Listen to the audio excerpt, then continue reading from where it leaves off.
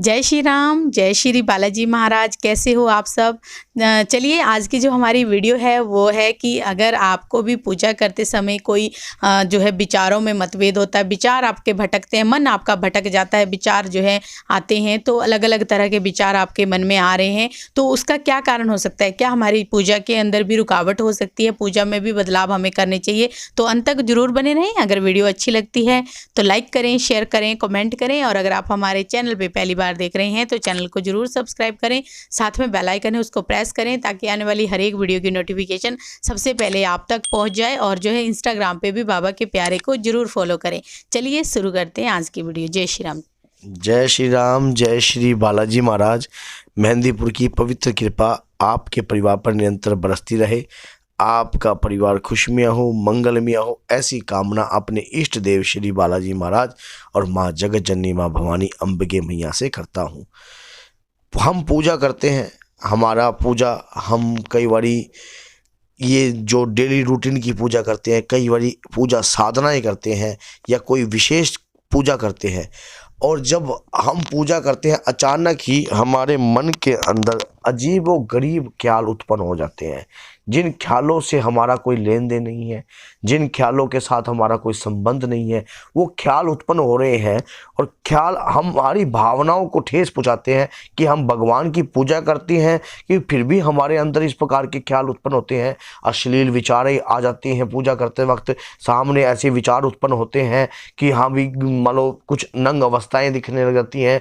तो इस बात का क्या चक्कर है। वैसे तो हमने एक वीडियो इसके ऊपर पहले ही भी बना रखी है, आप वो भी हमारी वीडियो देख लेना, लेकिन मैं आज आपको बताता हूं कि इस बात से क्या हमारी पूजा खंडित होती है, क्या हमारी पूजा करी हुई व्यर्थ जाती है, क्या हमारी पूजा भगवान को स्वीकार नहीं होती, इसके क्या है। तो मैं आज इस सारी बातों को आपको विस्तार से बताऊंगा कि जब हम पूजा करते हैं हमारे मन में जो इस प्रकार के ख्याल उत्पन्न होते हैं, जो कि अदृश्य रूप से दिखते हैं, जो अभद्र सीन होते हैं या किसी भी प्रकार के गंदे विचारधाराएं उत्पन्न होने लग जाती हैं, उनका क्या मतलब हो सकता है। हम जब कोई पूजा का पाठ हम नित्य नेम जैसे कि कोई साधना कर रहे हैं, हमने मान लीजिए एक पाठ पकड़ लिया 21 दिन की हनुमान चालीसा का, हनुमान चालीसा की 100 हनुमान चालीसा शाम को और 100 रात को, हम इस प्रकार से करने की कोशिश कर रहे हैं सुबह और शाम। अब वो क्या होगा, क्योंकि कलयुग के अंदर जिस भी आप देवता की पूजा याचना कर रहे हो वो करना आसान नहीं है, क्योंकि सबसे पहला जो हमारा जो मन है, मन रूपी जो इंद्रिय है, उस पे हमारा कंट्रोल नहीं होता। हम जिस देवी देवताओं की साधना कर रहे हैं, पूजा कर रहे हैं, वो देवी देवता भी ये चाहते हैं कि यार ये मेरे पूजा के लायक बना है या नहीं बना है अब तक, और वो भी उसी प्रकार से उसकी विचारधाराओं को चेक किया जाता है, उसके ख्यालात, उसकी जो उसकी परीक्षाएं हैं, वो इस प्रकार से परीक्षाएं जो है वो स्टार्ट होती हैं। पूजा के अंदर अश्लील विचार आ जाना, अचानक ही बार बार ये विचार आना। कई बारी क्या होता है कि हमारे शरीर पर इस प्रकार की आत्मा होती है, संकट होते हैं कि वो देवी देवताओं के प्रति भी हमारे मन के अंदर गंदे विचार उत्पन्न करते हैं, हमारे मन के अंदर इस प्रकार की धारणाएं उत्पन्न होती हैं। इससे मतलब ये नहीं जाता कि आपकी पूजा खंडित हो रही है। पहली बात तो ये, अगर आपका, क्योंकि भगवान, आप भगवान के आगे छप्पन भोग रख दीजिए, भगवान को आपने कभी खाता नहीं देखा, लेकिन आप भगवान के आपके भाव देखे जाते हैं, भगवान के प्रति जो आपके भाव हैं, अंतर की जो आत्मा है। अब आंखें तो नंगी हैं और इंद्री है वो भी नंगी है, वो पता नहीं किस पल भर में किस जगहों पे चली जाए। उस इंद्री को कंट्रोल करना ही भगवान की पूजा का पाठ का हमारे ऊपर जो फल प्राप्त होना है वो यही है।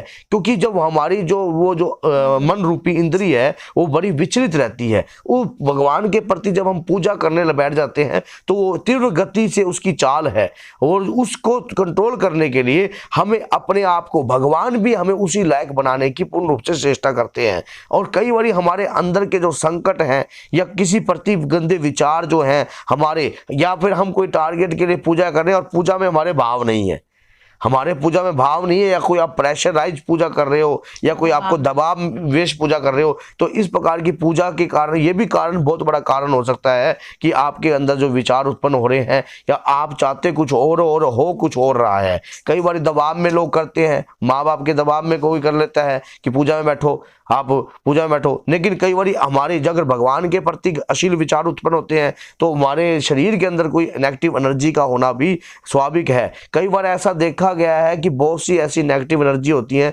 जो जैसे कि रात्रि को सोते तो तब भी अश्लील विचार जो है बहुत ज़्यादा उत्पन्न होते हैं। ये कई बार ऐसे संभोग के जो अदृश्य है चित्र है वो बार बार कई बार इस प्रकार से दिखाई देते हैं। आप कई बार हनुमान जी की भक्ति कर रहे हो या माँ दुर्गा की कर रहे हो या शंकर भगवान की कर रहे हो, भगवान राम की कर रहे हो, जिस भी देवी देवता की आप पूजा याचना कर रहे हो, अगर इस प्रकार के आपके ख्याल आ रहे हैं तो कहीं ना कहीं इस चीज को समझा जाता है। अगर टारगेट की पूजा कर रहे हो, मान लो 41 दिन की पूजा करो, तो कहीं ना कहीं आपकी परीक्षाएं चल रही हैं। वो परीक्षाओं में आपने अव्वल आना है या क्या होना है, वो परीक्षाएं हैं आपकी, क्योंकि छोटी छोटी परीक्षाओं से ही तो आदमी पास होता है।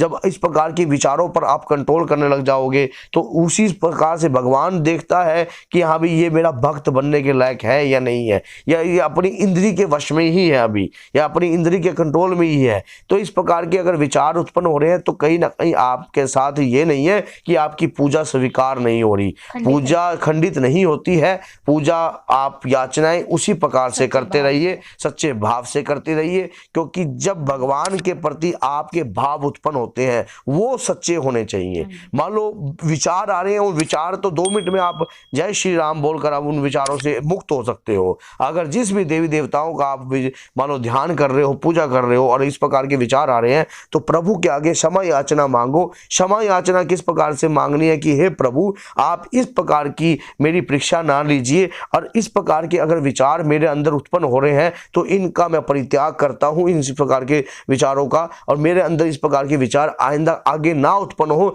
ऐसी दया दृष्टि मेरे पर बनाए रखिए। तो अपने प्रभु से आप प्रार्थना करोगे तो वो जरूर स्वीकार होगी। अदृश्य विचार आना कई बार पूजा को खंडित करना नहीं है, आपकी परीक्षा में आपको पास होने के लिए, आपको अव्वल आने के लिए इस प्रकार के विचार भी उत्पन्न हो सकते हैं। तो मैंने ये कुछ बताया है, कुछ संकेत आपको बताए हैं, क्योंकि टारगेट की पूजा होती है, साधनाएं होती हैं, याचनाएं होती हैं। जब हम किसी टारगेट को लेकर बैठ जाते हैं कि हमने ये काम करना है, तो अब उसमें अड़चने कौन डालेगा? किस प्रकार की अड़चने आएंगी? या तो गृहस्थी से जुड़ी हुई अड़चने आ सकती हैं, गृहस्थी में लड़ाई दंगे या कोई या मेंटली प्रेशर हो सकता है, या फिर इस प्रकार के गंदे विचार उत्पन्न होते हैं, उनसे हमारी पूजा को हम सोचते हैं कि कोई ये पूजा खंडित हो रही है, वहम हमारे अंदर उत्पन्न हो जाता है। लेकिन अगर हम हमारे भगवान के प्रति, देवी देवताओं के प्रति विचार अच्छे होंगे, हमारे अंदर की भावना मजबूत होगी, चाहे कितना ही विचार आ जाए, हमारे भावना मजबूत होनी चाहिए, उनसे रिश्ते मजबूत होने चाहिए, तो आप हर परीक्षाओं में भी पास हो जाओगे। तो बोलिए जय सीताराम, जय श्री बालाजी महाराज। मेहंदीपुर की पवित्र कृपा आपका कल्याण करें, और बहुत ही जल्द श्री बालाजी दरबार जाने की तैयारी है, और जल्दी ही बाबा के जो दर्शन है प्राप्त करने हैं। जय सीताराम।